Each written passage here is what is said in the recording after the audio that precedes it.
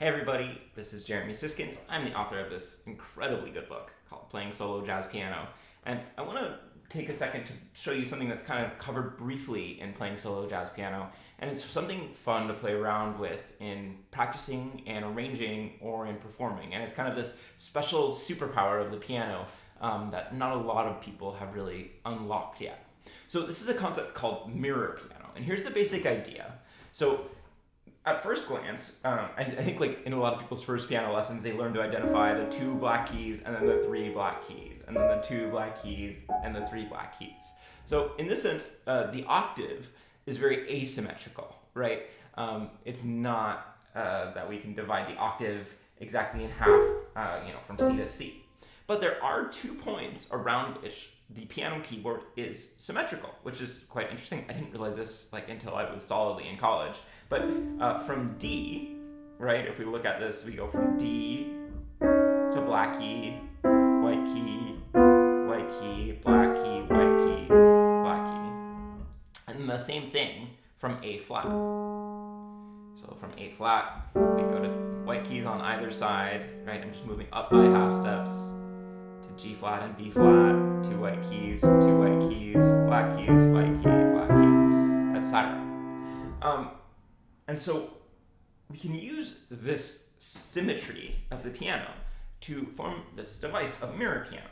And what's interesting about this symmetry is that the other thing that's symmetrical is our hands, right?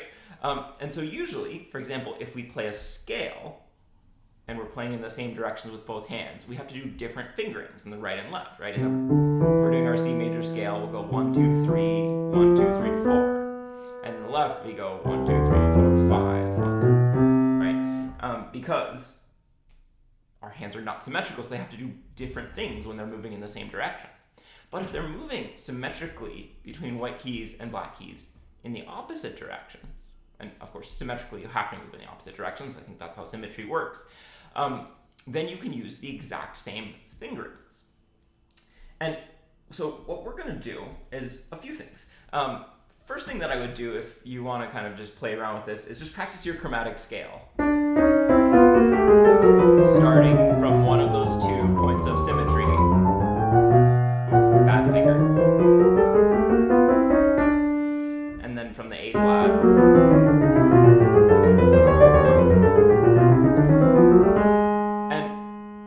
Start to do is feel what fingers you're using, because what I like to do with this is think about my right hand and then put my left hand on autopilot doing the exact same fingering. So here I'm thinking about the fingering for my right hand, but I just know that my left hand, kind of in a little bit of a leap of faith, can do the same thing because I'm moving symmetrically. And you could even practice your scales like this. And so what's important to realize here is that when we do mirror piano, each note has a pair, okay? Except for D and A flat, which are paired with themselves. So, and you find the pairs easily, and you'll get the same pairs whether you start from D or A flat. So E flat and D flat are a symmetrical pair. E and C are a symmetrical pair. F and B are a symmetrical pair. G flat and D flat. G and A. And A flat and A flat, and then keep getting the same pairs if you kept going.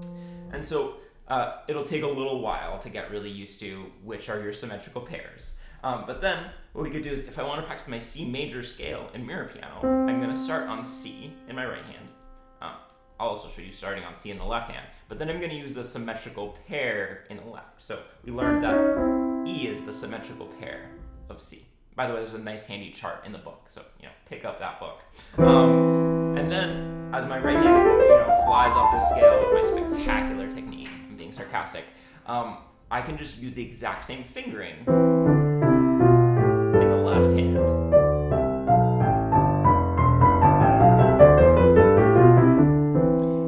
And this gets me to the first thing that I use mirror piano for, and maybe it sounds dumb, but I think it helps. I use mirror piano to teach my left hand good fingering. I have a lot of confidence in my right hand's fingering. My right hand spends a lot of time playing complex melodies and figuring out how to get between one to the next. I'm much less confident in my left hand's ability to find good fingering.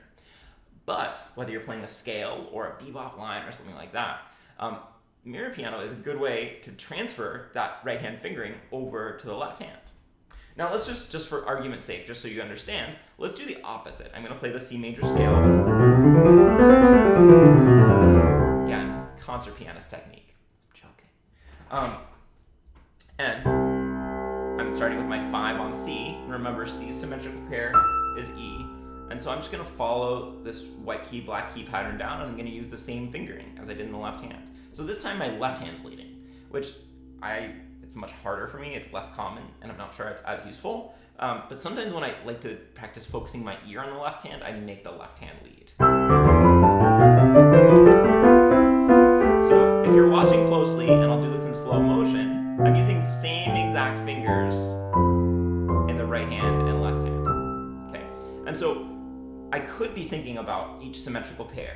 C and E are a symmetrical pair, D and D are the same note, of course, they're a symmetrical pair. That's one of our points of symmetry. I'm back to C and E, that's our symmetrical pair. B and F are a symmetrical pair. G and A are a symmetrical pair. G and A again. B and F again, right? Or if I find my starting place, I can just let my right hand follow my left hand on a white black pattern. It's actually crazy, I'm watching myself on the keyboard. It's really kind of weird to see because it's so symmetrical. Or I could do the same thing with the D flat major scale, right? D flat's point of symmetry is E flat, because when we move out from D, just by half steps, we get to D flat and E flat as the first pair. And just to show you, if I moved out from A flat, I did get to D flat and E flat as well. You'll get the same results. So now I'm going to take this D flat major scale. I feel pretty good about my right hand fingering there. And so I'm going to start on that symmetrical pair, same fingers. And now watch, just. I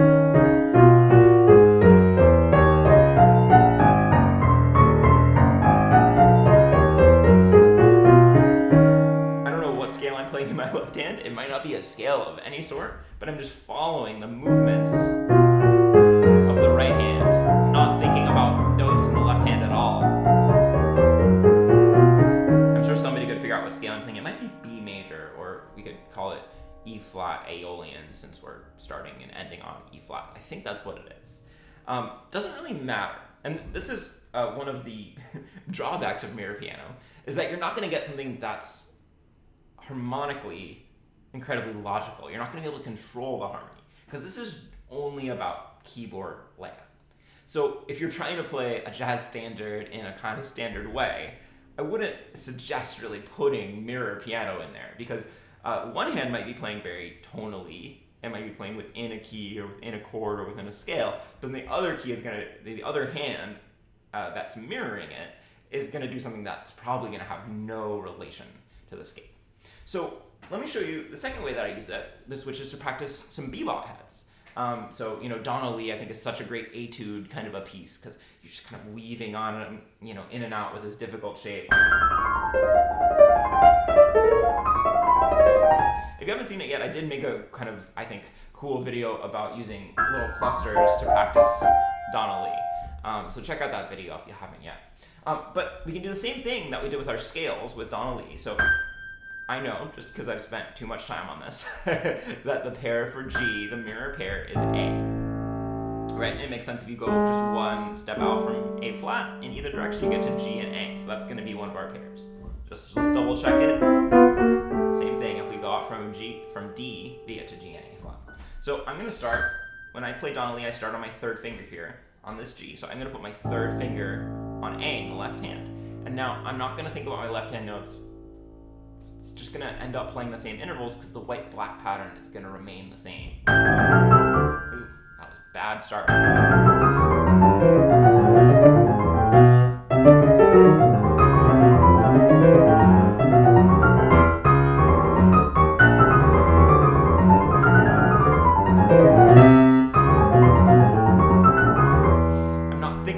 I'm playing, I'm not thinking, oh, it's a half step, it's a whole step, it's a minor third. I'm just following the same white-black pattern and the same fingering in the left hand, right? I'm starting with 3, 4, 3, 2, 1, 3, 2, 1.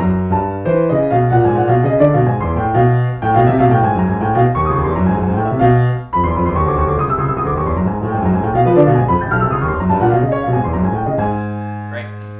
So I use this as a warm-up sometimes, because not only is it the fingers that have to do the same thing, I'm much more confident in my kind of gestures in the right hand with my arm and my elbow and my shoulder and all that playing mechanism. And so I try to do the same thing, if I'm...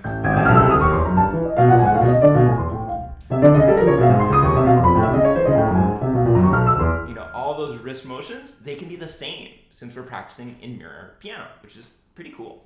And then, again, I sometimes like to practice with the left hand leading, partially as an ear exercise, and partially, well, in this case, I think that what the right hand ends up playing sounds really cool. So, so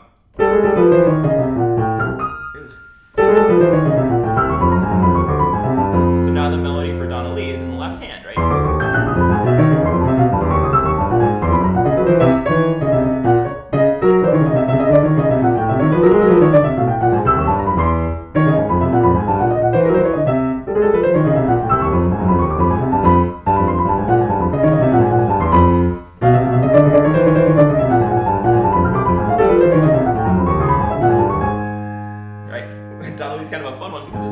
So you actually do end up on the same note after that just wild ride.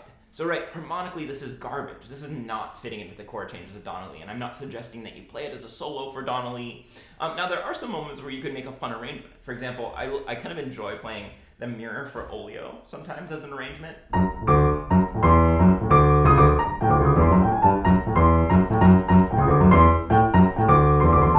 I might play it with the right hand leading or with the left hand leading.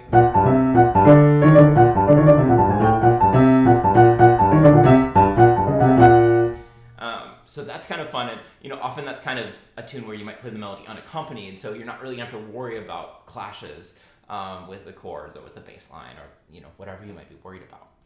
And if you're playing solo piano, you can of course always do something like that without having to worry about clashes. People just might not be able to hear the harmony very well. So yeah, I'll use it sometimes as a practice technique, either for my right hand to teach my left hand fingering, or for an exercise to kind of put the melody in the left hand and have my ear focused towards the left hand, even while my right hand's on autopilot.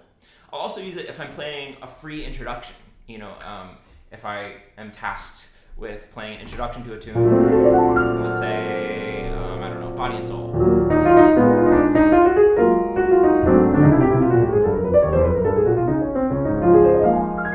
So there's a little bit of mirror piano, but I came out of it back into something, harmonically, hopefully pleasing.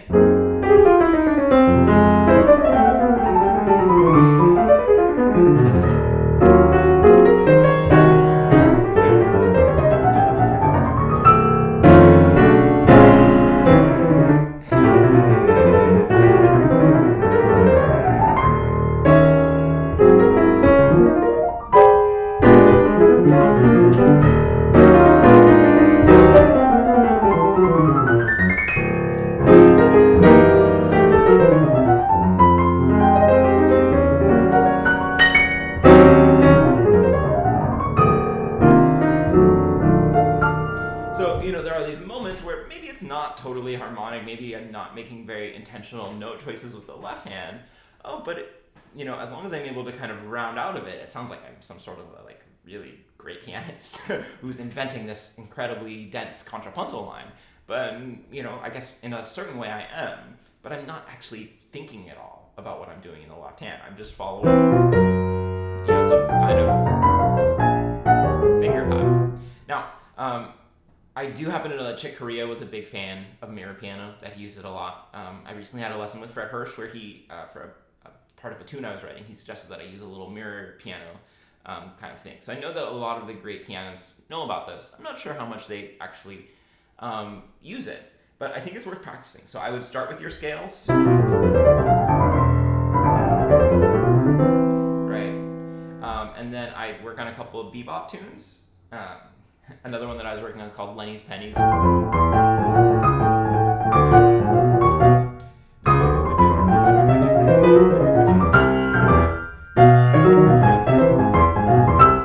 it's just a good finger workout because you get both your hands working together, and again, your right hand's teaching your left hand good fingering.